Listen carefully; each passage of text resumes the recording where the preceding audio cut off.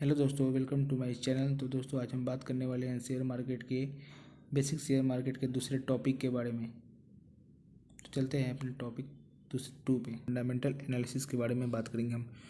पहले बात करेंगे फंडामेंटल एनालिसिस होता क्या है। Fundamental analysis we check the balance sheet of the company, this checking profit and loss of the company which enables us to identify the financial health of the company. Fundamental analysis में हम company का balance sheet check करते हैं। जैसे कि हो गया आपका प्रॉफिट एंड लॉस, कंपनी कितना प्रॉफिट लॉस करता है और कंपनी का फाइनेंशियल हेल्थ क्या है। जैसे फाइनेंशियल हेल्थ मतलब बैलेंस शीट क्या है, उसका पीबी रेशियो क्या है, ये सब कंपनी का हम चेक करते हैं। कंपनी कितना रेवेन्यू जनरेट करता है ईयर में।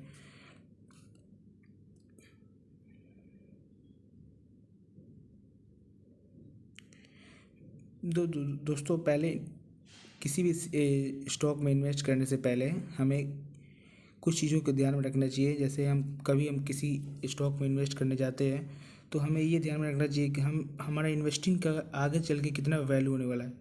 मतलब कितना वैल्यू मिल पाएगा हमारे इन्वेस्टिंग से, मतलब हम कितना पैसा लगा रहे हैं और मुझे कितना रिटर्न, क्या वो इन्फ्लेशन के साथ बढ़ रहा है या नहीं बढ़ रहा है, क्या स्टॉक बढ़िया है या कंपनी छोटी है या पैसा लेके भाग जाएगी।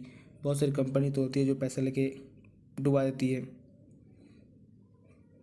तो दोस्तों, हम देखेंगे अभी कौन कौन से रेशियोज होते हैं। तो पहला तो आ गया प्राइस अर्निंग, फिर हो गया दूसरा बुक वैल्यू, तीसरा हो गया डेब्ट इक्विटी, चौथा हो गया करेंट रेशियो, पांचवा हो गया बैलेंस शीट। तो सबको हम थोड़े थोड़े शब्दों में थोड़ा डिटेल में जानेंगे। तो प्राइस अर्निंग निकलता कैसे है। तो प्राइस अर्निंग निकलता है शेयर प्राइस, जितना शेयर का प्राइस है, अपन में अर्निंग पर शेयर, मतलब शेयर का जितना प्राइस है और उससे हम डिवाइड कर देंगे जितना शेयर अर्न करता है, एक शेयर जितना अर्न करता है। और बुक वैल्यू क्या होता है। बुक वैल्यू होता है बुक बाई पर शेयर अपॉन में प्राइस। तो दोस्तों, डेब्ट टू इक्विटी रेशियो होता है। डेब्ट मतलब होता है, जैसे कि आप लोग को पता है कि डेब्ट मतलब होता है कर्जा। तो जैसे कि आपने अनुमान लगा लिया होगा कि जितना कर्जा जिस कंपनी में कम होगा वो कंपनी उतना ही तेज़ी से ग्रो करेगा। तो इसका डेब्ट टू इक्विटी रेशियो होता है कि जितना डेब्ट कम होगा कंपनी का, उतना कंपनी ग्रो करेगा तेज़ी से। और बैलेंस शीट में होता क्या है। बैलेंस शीट में हम देखते हैं एनुअल सेल्स, उसके बाद देखते हैं कंपनी के पास कितना एसेट है, कितना लायबिलिटीज है, कंपनी के कैश फ्लो कितना है, क्या एनुअल रिटर्न है कंपनी का, और कंपनी का रेवेन्यू मतलब एनुअल रेवेन्यू क्या है। ये सारी चीज़ों को हम बैलेंस शीट में देखते हैं।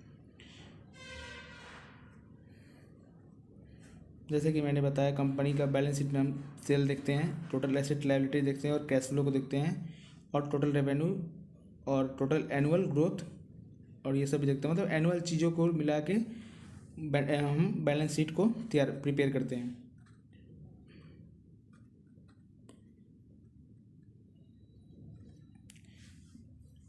देखिए दोस्तों, बहुत बार तो हम स्टॉक बाई करने जाते हैं तो कंपनी का रिजल्ट देख के हम स्टॉक को बाई कर लेते हैं, लेकिन फिर बाद में पता चलता है कंपनी लॉस में जा रही है। तो हमें पहले चीज़ तो ध्यान रखना है कि हमें किसी भी स्टॉक को बाई करने से पहले हमें उसके क्वार्टर के रिजल्ट के बेसिस पे हमें उस स्टॉक को बाई नहीं करना है।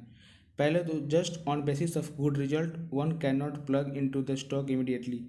मतलब किसी एक क्वार्टर का रिजल्ट अगर बढ़िया आ रहा है तो उस कंपनी को हमें जल्दी से बाय नहीं करना है। There are lot of factor that one must analyse before taking a decision. मतलब बहुत चीज़ों के ध्यान में रखते हुए और उसका एनालिसिस करके हमें डिसीजन लेना है कि कौन से कंपनी में इन्वेस्ट करना है, कौन सी कंपनी हमें आगे चल के ज़्यादा रिटर्न देगी, जो इन्फ्लेशन को मात देगी। क्योंकि दोस्तों, हम अगर किसी कंपनी में पैसा इन्वेस्ट कर रहे हैं, अगर हम 4 साल 5 साल वेट कर रहे हैं, तो अगर हमें इन्फ्लेशन जितना तेज़ी से आगे बढ़ रहा है उतना अगर रिटर्न नहीं मिल पाएगा तो इन्वेस्टिंग से क्या वैल्यू रहेगा। बड़े बड़े लोगों को भी आप देख लीजिएगा, Rakesh Jhunjhunwala sir, Warren Buffett ji, इन लोगों ने सबने अपने कंपनी किसी कंपनी में इन्वेस्ट करके उन लोगों ने उसके प्रति टाइम दिया है और उसको बढ़िया से एनालिसिस करने के बाद ही उन्होंने अपने पैसे डाला हुआ। ऐसा तो नहीं है कि उन लोगों ने करोड़ों करोड़ रुपया बिना कुछ देखे ही उस कंपनी में ऐड कर दिया होगा। कुछ तो दोस्तों एनालिसिस किया ही होगा। तो बिना एनालिसिस करने दोस्तों ये ध्यान रखना है कि बिना एनालिसिस किए हुए हमें किसी कंपनी में पैसा नहीं डालना है, नहीं तो वो जीरो हो सकता है। और बहुतों का जीरो हुआ भी है, 90% लोग स्टॉक मार्केट में लोग अपना पैसा जीरो कर ही लेते हैं।